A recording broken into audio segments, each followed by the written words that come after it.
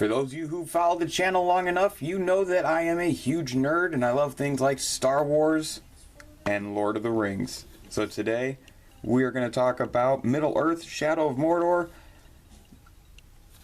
I am just too excited to talk to you guys about this game, so let's just shut up and get to it.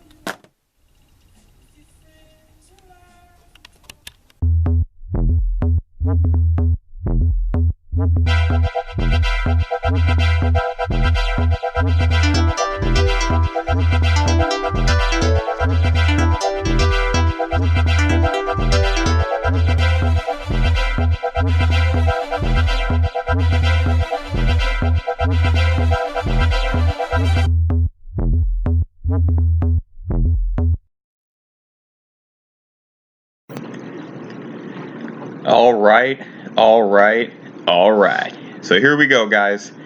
We are going to do a game review. One of the ones we're going to do this season for the holidays is Middle-earth: Shadow of Mordor.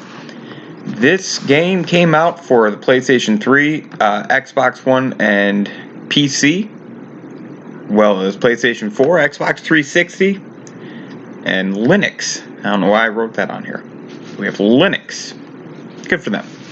Anyways, this came out in 2014, and guys, this was a great game to play. Let me start with just a quick summary of the story.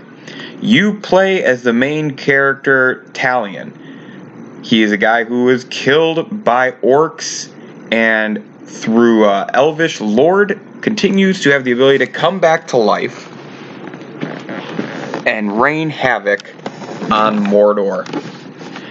That is about the premise of what I want to tell you without giving out too much. I think the game case says like a classic tale of revenge. You know, his family was slayed by the orcs as well, so you know we got to get back at them. So we're gonna get real and take care of business with the orcs. That's about what I want to leave it at. The game itself uses what these recent Batman and Assassin's Creed game platforms use, where you go around, you have different districts or areas, there's a war chief or someone important you have to take down, you have special abilities where you can see enemies around the way, things of that effect, and well, it's pretty much a Lord of the Rings adaptation of those wonderful games. So, if you enjoy Lord of the Rings, and if you enjoyed the system that the Batman, Arkham City, all those, and the all the Assassin's Creeds used, this is pretty much right up your alley. One of the cool features that I found in this game was the Nemesis system, which is basically the ranking of all the orcs from Elite War Chief down to Captain. And you have the ability to slay, kill, however you want to put it, go after each one ranking up. What's cool is that when you are killed by one of these, they actually level up and are allowed to move up a slot to the next military ranking, I guess is how I'm going to put it. So you do have that going to the point where it does become part of the story. Some of these orcs will remember that they've killed you before. Pretty cool.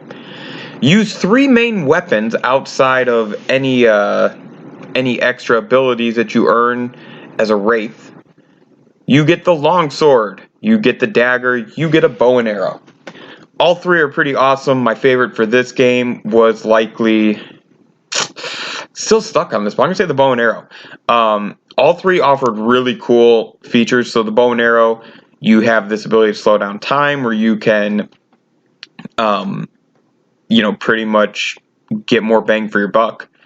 The longsword, it's much better for group combat, and it was pretty fun to get some of the enhancements on that. And then the daggers for your stealth kills is what they're going to call it in the game. I don't want to say assassinations and whatnot, but that's kind of how it is. So you do have the ability to upgrade all 3 of these weapons and add on special abilities of the Wraith to make them a little bit cooler along the way. Outside of that, guys, there's tons and tons of side missions, just like with every RPG sandbox type game. I guess I didn't really say it was that type to begin with. I'm always not sure if I want to be really formal with these and give a bunch of information that I was able to find, or if I want to just free flow and just kind of let you guys hear what I have to say. You know, information wise, I think I gave you everything. Free flowing, what I have to say is this was a really fun game.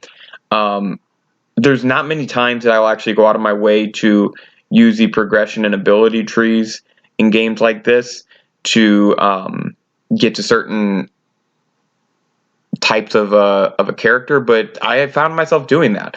I'm a huge Lord of the Rings fan, so this definitely became easy to get into from the start. I mean, the fact that it's a new Lord of the Rings story, it's not part of the previous movies or whatever. It's it's relatively cool. There's really only one knock that I have on this game, besides the glitches that it hits along the way. There's a few. I'm not going to say this game was perfect. The only real knock I have on it is the main story mode is short. You do get told how many missions you have, and you only have 20. More importantly, the last one I was let down with.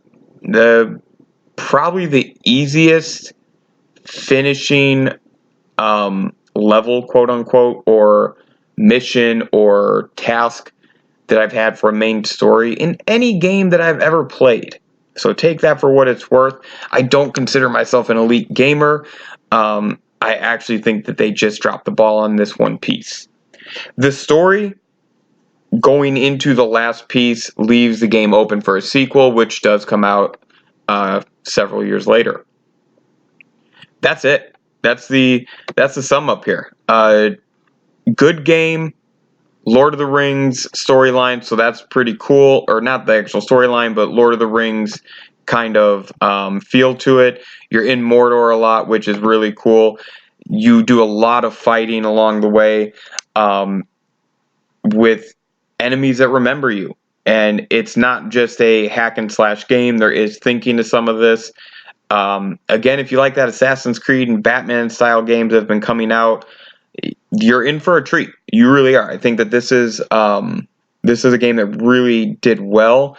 The reviews here, as I'm looking at what the reviews were, they came back pretty positive. 8 out of 10, 8.5 out of 10, 4 out of 5, whatever. I would give it about the same. I'd give it a solid 4 out of 5.